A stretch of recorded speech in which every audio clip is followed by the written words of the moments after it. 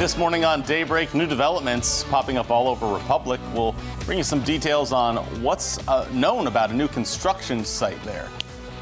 And we have the latest information concerning a deadly crash from earlier this week, including who is being held responsible. Also, a new grant is helping expand child care services at a local college. We'll explain how when we resume this hour of Daybreak, coming up right now. Good morning. Thanks for joining us and starting your day with us here on Daybreak. It is Wednesday, October 7th.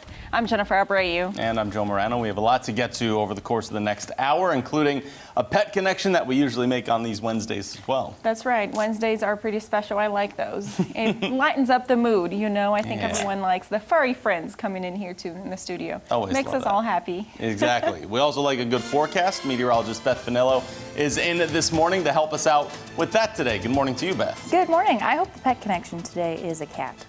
You hope it's a cat? That's your preference, yeah? Yes. Especially when they bring in the little kittens that are like this big. They're just so small. And then the one that we had on last week just kept meowing. When they meow into the microphone. It's talking to me. It wants me to take it home. That's the point of the pet connection. Yes. This is great. See, Beth gets it. It's working. Hopefully everyone at home gets it too, right? I hope so. I also hope that everyone gets to enjoy the weather today because we're going to be in the upper 70s, upper 80s today, actually. It's going to be very summer-like today. We're starting off this morning with the 50s. It's 59 in Branson right now. We're 5 to 15 degrees warmer than we were at this time yesterday morning. It's 54 in Springfield, 60 in Joplin, 60 in Monette, and 60 in Mountain Grove. So as you're heading out the door, some of us are in the 50s, so you might need a light jacket this morning. Otherwise, not going to need any jacket throughout the rest of the day today. Very summer-like. Temperatures will be in the upper 80s. I expect a lot of sunshine today, so I also expect dry roads through your morning commute and through your evening commute. Kids, if you are home today, virtual learning,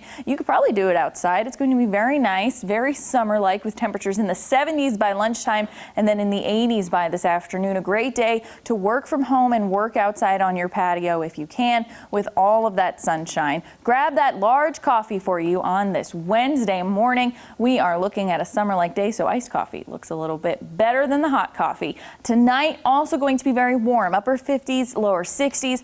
Probably going to have to turn your AC back on through the overnight hours. Here's what you need to grab before you go: a light jacket, you'll need your sunglasses, and of course, don't forget your mask, your phone, your keys, and your wallet. And don't forget to turn your AC on before you head out the door. The last thing you want is to come home to a hot house. I know that my apartment yesterday was pretty hot because I forgot to turn the AC on. So here's what we're looking at. Summery feel today, sunny into the weekend. I do have an update on Hurricane Delta and how it might impact us here in the Ozarks in 10 minutes. Springfield Public Schools is considering changes to its current in-person learning options. These changes include allowing pre-K through 8th graders to return to 5 days of in-person learning. Pre-K through 2nd grade would return on October 26th, while 3rd graders through 8th graders would return on November 9th. Grades 9 through 12 would remain unchanged for the second quarter. It's important to note that students learning from home 5 days a week right now will continue to do so without any changes. A final decision on these changes will be made next Monday, the 12th. Today is a big day for voters as it is the last day to register for Missourians to vote in the November election. We have a list of resources. You can click on our Vote 2020 link at the top of ozarksfirst.com. You do that, you'll get the voter's guide button there. You'll find information on how to register and where to go to vote, and also the information, of course, about mail-in voting and absentee ballots. We now know the identity of a woman killed in a deadly crash Monday night. 66-year-old Beth Adams died in that crash, and police arrested 2 suspects. 20-year-old Andrew Hammond is facing second-degree murder, tampering with a motor vehicle, and resisting arrest charges. The second suspect is being held on an unrelated warrant. Adams was killed when a box truck hit her car on East Bennett Street, just east of Glenstone. Officers were originally called to investigate car break-ins at an apartment complex in that area. Police were following the box truck and tried to stop it before the crash happened. If you've driven on the north side of Republic near James River Freeway, you might have noticed a new large-scale construction project happening. It's building a new warehouse and distribution center. Now, the city of Republic nor the developer are releasing what company the center will be for. The City of Republic's Public Information Officer, Michael Landis, cites the growing community and location close to Springfield and major highways as the main reasons for companies coming to that town. He also says this future warehouse and distribution center are going to make some people in Southwest Missouri quite happy. We don't have specific numbers, and that's something that the developer is, keeping close to themselves. So I can't comment about job numbers, but I mean, you can only assume with something this large, there's going to be more than just a couple of folks working out here. I mean, things have moved quickly, but we can't really, once again, confirm anything out of respect for the developer. When you're working with a company, they have chosen to come to your community and invest money. And so, what their wishes are when it comes to a timeline of announcing those details, we're leaving that up to them out of respect for the developer. Now, there are some rumors online about the warehouse distribution center belonging to Amazon. We've reached out to Amazon to try to confirm. Here's what they said. Quote, "While we don't comment on rumors or speculation, Amazon is constantly evaluating new locations to support its customers and increase the flexibility of its North American fulfillment network." Now, Landis says he's not sure when the announcement of the company will be made, but we're, of course, going to keep you updated as soon as we get that information. New this morning, Ozarks Technical College is expanding its child care services thanks to a new grant. Our Nigel McDonald stopped by the campus and joins us live now in studio to explain what they plan to use that money for. Nigel, good morning. Yeah, Jen, well, good morning. OTC's Early Childhood Center will begin serving infants and toddlers beginning in the fall of 2021. Now, the center currently serves children between the ages of 2 to 5 years old.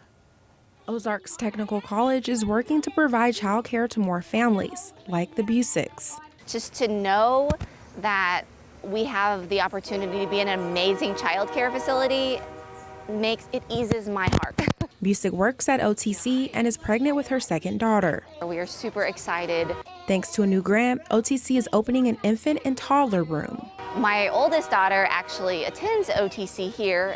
She's in the adventures room. BUSICK says she enjoys being able to check in on her daughter during her lunch breaks. Just makes me so excited and happy. So we are hoping that we are able to get in. One of the hardest parts about being a working mom is dropping especially your little infant off at school. Even when you know they're amazing, it's hard. OTC's Early Childhood Center also serves as a laboratory school. We have practicum students that are working in our classrooms along with our teaching staff. Crouch says the expansion will work to meet community needs. I get multiple calls a week for care for children under 2, from employees, from students here at OTC, and then just from the community at large too. In the past, I've just had to refer them to other places who have very lengthy waiting lists. It's definitely something that's a need. Grant funds will be used to renovate a space for a new classroom, improve another classroom, buy furniture and supplies, and pay for training for new staff members. Well, with the expansion, the ECEC will be able to serve up to 88 children between the ages of birth to 5 years old. The Missouri Job Center is offering thousands of dollars in paid tuition after receiving almost $500,000 in training funds through CARES Act funding. Training programs include certified logistics techs, certified production techs, welding, and medical coding.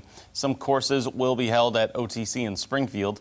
People will also have a chance to learn about manufacturing or how to drive a forklift. OTC's training courses start 2 weeks from now, and October 23rd is the deadline to register.